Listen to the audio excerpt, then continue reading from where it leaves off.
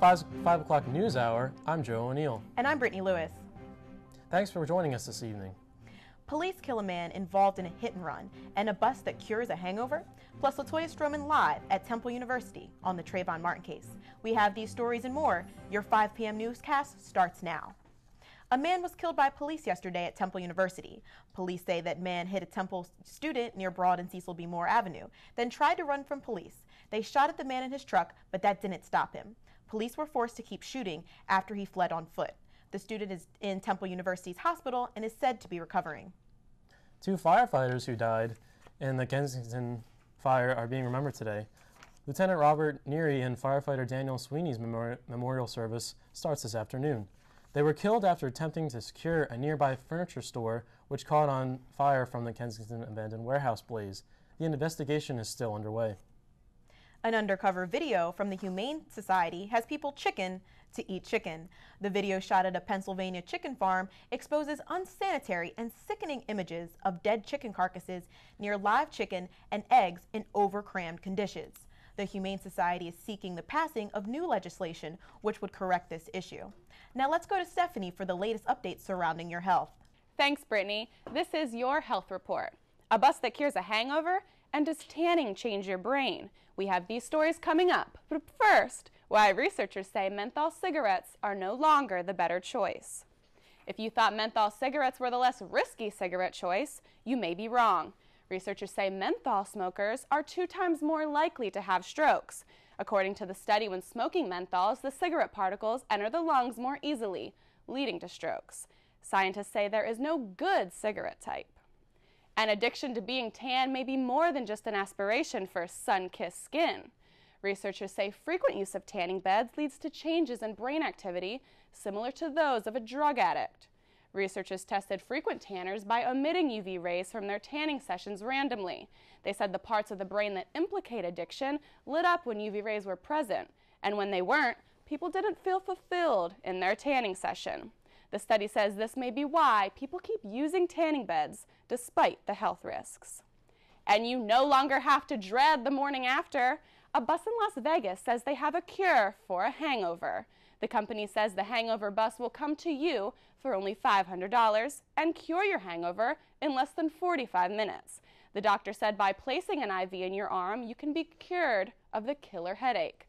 The company's website says, our buses can work magic, but it can't bring you back from the dead. So you still should drink responsibly.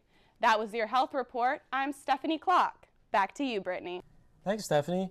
Mitt Romney might be the GOP forerunner, but he still doesn't have everyone convinced. Regardless of how hard he may be trying, Saturday Night Live impersonated the Republican candidate, mocking his desperate attempts to connect with his party. SNL regular Jason Sudeikis played the role of Mitt Romney as he traveled around the nation claiming he was pro-everything from cockfighting in Oklahoma to adult-onset diabetes in Chicago. The unsinkable ship's memory lives on. The gorgeous Leonardo DiCaprio isn't the only thing that has people buzzing about the anniversary of the Titanic. On Thursday, April 12, 2012, the Titanic Memorial Cruise will set sail from England to New York. In addition to the Memorial Cruise in memory of this historic event was the release of the Titanic 3D, which is currently in theaters. In light of the Trayvon Martin case, several corporations are either stepping up or pulling back in regards to gun rights. The American Legislative Executive Council is under scrutiny after it's been behind the scenes working to push conservative legislation in the states. This week alone, Coca-Cola and Kraft announced they are pulling out of the corporate memberships from the council, which is behind the spread of the Stand Your Ground laws. With more on the Trayvon Martin case, we're going to go live to Temple University with LaToya Stroman. LaToya?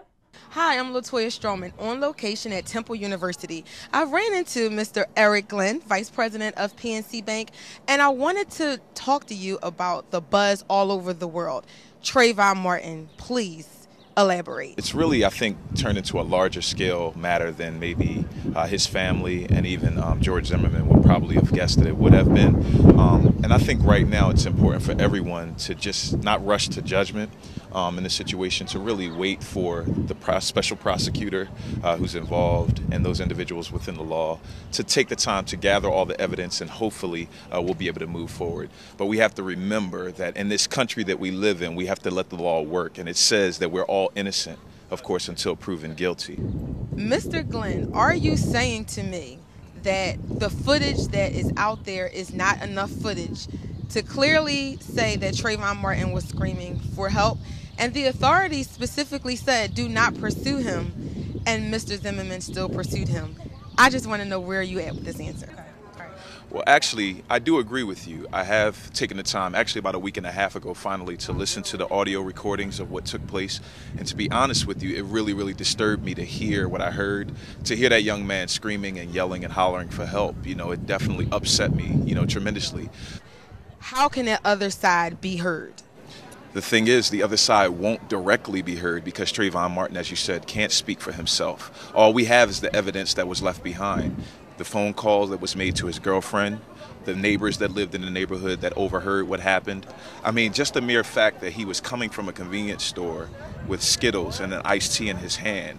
I don't know any robbers, muggers, thieves that travel on the streets with iced tea and Skittles in their hand. My opinion on the Trayvon Martin case is pretty much that it's a testament that we are indeed not in a post-racial society. I've been hearing a lot about it recently through things like Facebook and Twitter. I think it has to do with the fact that I'm not particularly educated with the Trayvon Martin case.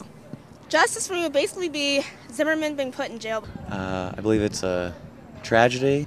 I hope the Martin family can recover from this. I want to thank you, Mr. Eric Glenn, for being a guest today and giving your opinion on the Trayvon Martin case. Any final words? Justice will be served. Justice will be served. I'm Latoya Stroman on location at Temple University in North Philadelphia. Back to you, Brittany. Well, it looks like justice has been served after all. George Zimmerman has been charged with second-degree murder in the death of Trayvon Martin. The suspect was transported to the Seminole Community Criminal Justice Center. Talk about legal battles. Our reporter Stephanie Clark has the latest on the recent internet file sharing dispute. Stephanie? Thanks, Joe. The long legal battle wages on for file sharing site Mega Upload. Back in January, the federal government brought down the popular website and seized its assets, claiming it was involved in illegal pirating of copyrighted material ranging from television shows to movies and music. The amount of data the company reportedly owns is equal to about half the information held by the Library of Congress, some 25 million gigabytes. All of this information is currently being held by Carpathia Hosting. While they claim that it was not aware of its clients' illegal activity, they've made an estimated $35 million throughout its partnership, despite receiving thousands of notices that it held pirated content.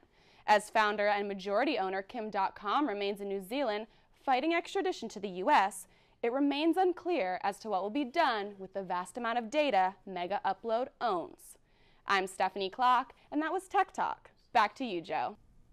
In later news, I hear John Legend is coming to Temple University. Yes, Joe. It's time for us to get our owl on. That's a new slogan for this year's 2012 Temple University Alumni Weekend. Our reporter Latoya Stroman is live on location at Temple University. Latoya? Thanks, Brittany. I am here at the Leopold Center at Temple University, and as you can see, people are excited to get indoors to see John Legend in concert. We have not had anything like this since maybe like Keisha Cole. So this is Alumni Weekend at Temple University, and our students and alumni are getting their owl on. At 11 o'clock tonight, I'm going to take you inside the studio, inside this concert, and you're going to see exactly how John Legend gets down. Back to you guys in the studio. Well, I'm glad to be a Temple alumni with a celebration like that, Joe.